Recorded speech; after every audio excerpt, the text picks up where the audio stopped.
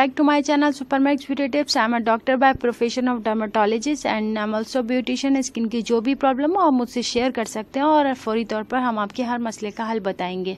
इस वीडियो को देखने से पहले मेरी रिक्वेस्ट है मेरे चैनल को सब्सक्राइब कर ले, नीचे दिए हुए लाल डब्बा पर क्लिक कर ले और मेरे बेस्ट फ्रेंड बन जाए, जिसमें रोजाना ब्यूटी टिप की एक वीडियो अपलोड करती हूँ। Thank you so much, love you.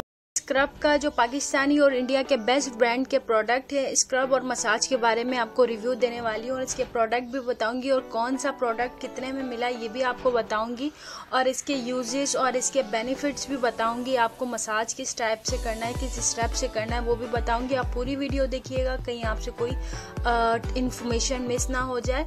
तो स्टार्ट करते हैं सबसे पहले स्क्रब से।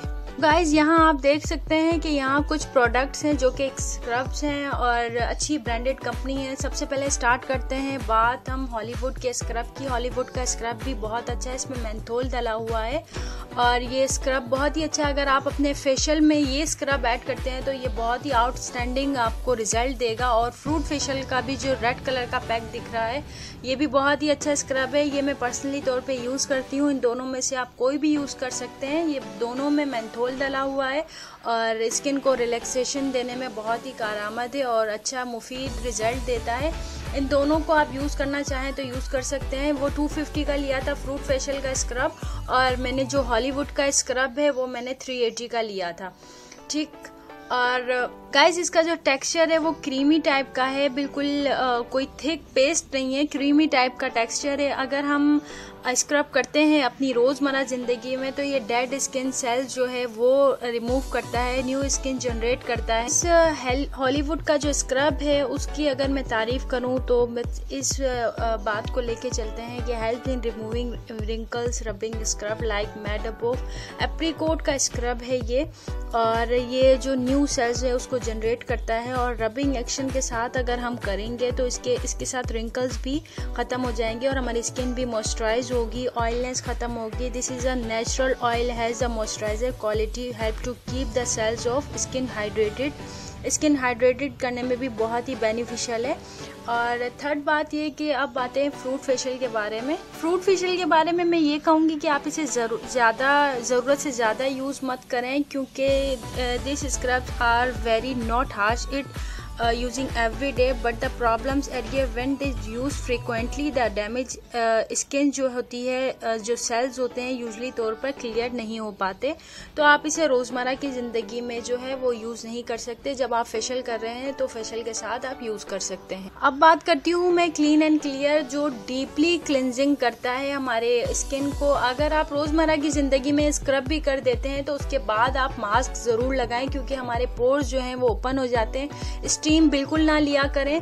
और अब मैं चौथी बात करने वाली हूँ VLCC की। इसके ये जो प्रोडक्ट है ये मेरे को बिल्कुल अच्छा नहीं लगता क्योंकि इसके जो ज़रात है, इसमें जो छोटे छोटे जो स्क्रबिंग ज़रात है वो स्किन डैमेज कर देती है। मेरी सेंसिटिव स्किन है, अगर आपकी ऑयली स्किन है तो आप यूज़ कर सकते हैं, वैसे इसे परहेज ही करें। ये कंपनी के ब्रांड मुझे कुछ अच्छे नहीं लगते, महंगे तो हैं लेकिन इनका रिजल्ट कुछ खास नहीं आता।